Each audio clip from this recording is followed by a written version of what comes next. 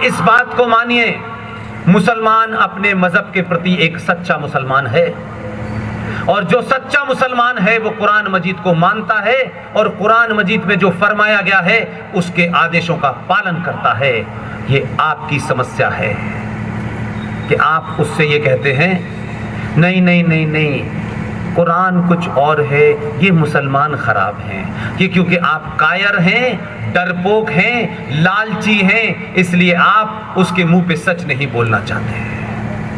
और इस जुमले के तहत इस देश के विभाजन जो हिंदू मुस्लिम पे हुआ, जो मैंने नहीं किया, आपने नहीं किया, मेरे पूर्वजों ने किया, अगर विभाजन भी करना था तो भाई एक बार तय कर देते, कहानी खत्म हो जाती। कितने बजे तक करते? लेकिन विभाजन करने के बाद 70 साल में ये देश गली गली, मोहल्ले मोहल्ले, आजाद भारत में सरकारी आंकड़ों के हिसाब से 3940 सबसे बड़े हिंदू मुस्लिम दंगे हुए हैं। और आपका आदमी कितना विजनरी था भाई, उसके साथ जघन्य अपराध हुआ कि उसे प्राइम मिनिस्टर नहीं बनने दिया। 3 जनवरी 1948 की कलकत्ता की स्पीच ऑल इंडिया रेडियो ने जारी कर दी है, सुन लीजिए, आज की जनरेशन सुन ले सरदार पटेल ने क्या कहा था। जो 3 जनवरी 1948 को सरदार पटेल कह रहे थे वो आज कहने की हिम्मत नहीं है, क्योंकि सत्ता में जाने के लिए उसे सुनने और बोलने से रोकती है। सरदार पटेल भी थे, वो भी सत्ता में थे, लेकिन फिर भी आप अगर उनकी 3 जनवरी की स्पीच सुन लें 1948 की, तो आपको लगेगा कितना बहादुर आदमी था, जीते जी सच बोल के गया। लेकिन आपने उनकी स्पीच नहीं सुनी, अवेलेबल है आज की डेट में, उन्हीं की आवाज में है। ये बात अलग है कि नाथूराम गॉडसे ने गांधी को जब मारा तो इस देश में हजारों साल की चीजें मौजूद हैं। किसने उनके बयान को, जो मजिस्ट्रेट कोर्ट में नाथूराम गॉडसे ने दिया था, किसने उस किताब को बैन किया, किसने उस बयान को बाहर नहीं आने दिया? ये देश तय करता कौन सही था, कौन गलत था। आखिर उस आदमी की बात तो सुनी जाती है। आज तो अफजल गुरु को फांसी देने के बाद उनके चाहने वालों की बात सड़क सड़क, कोने कोने चिल्लाए जा रहे हैं, अफजल गुरु हम शर्मिंदा हैं, तेरे कातिल जिंदा हैं। इतनी आजादी है तो नाथूराम गॉडसे ने जो बयान दिया था, कम से कम इस देश को पता तो चलना चाहिए था उसका बयान क्या था, वो कहना क्या चाहता था।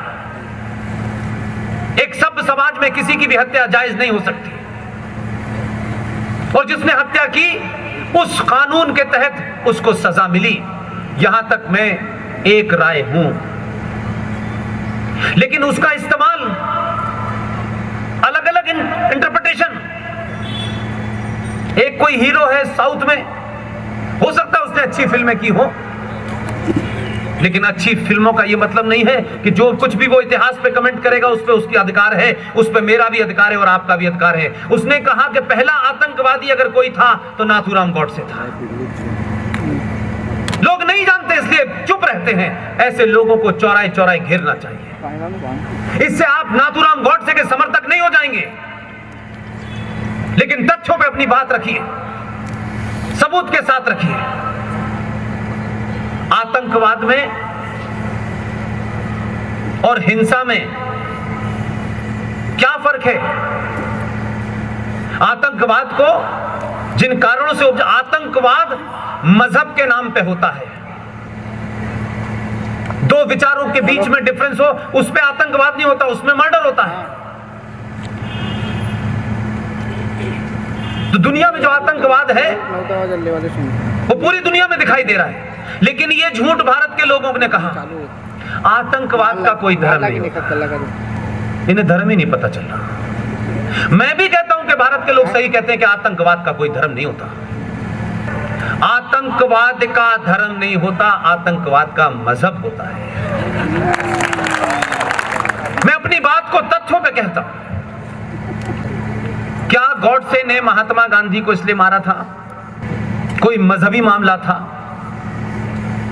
कोई वर्ण व्यवस्था का मामला था, कोई जातिवाद के नाम पे मारा था? जिन कारणों से भी मारा, मैं फिर कह रहा हूं कि किसी की हत्या जायज नहीं है।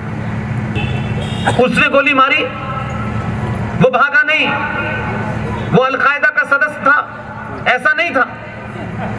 उसने कहा मैंने ये कृत्य किया है, मुझे लगता है कि मैंने ये हत्या ठीक की है, उसको लगता था।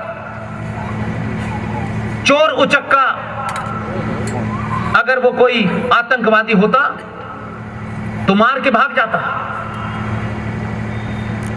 अगर ये आतंकवादी है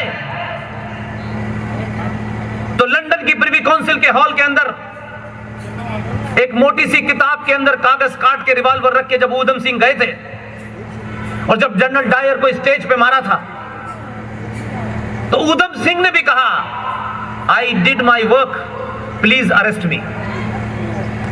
इसके लिए कलेजा चाहिए।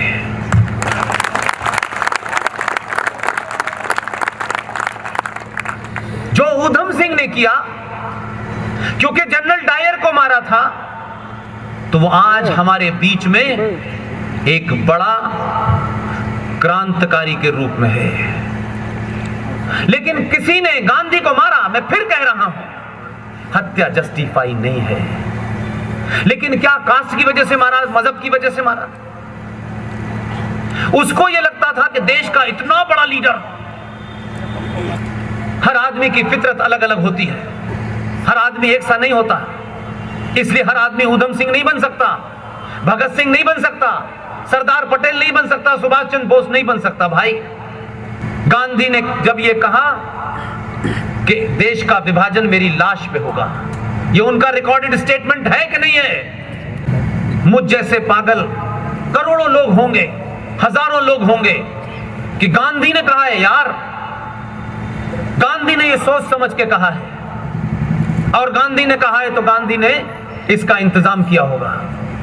लेकिन मेरा सवाल यह है कि गांधी, जब तुमने पूरे देश को यह भरोसा दिलाया कि भारत का विभाजन मेरी लाश पे होगा, इसका अर्थ यह है कि गांधी को पता था कि पार्टीशन की बात चल रही है।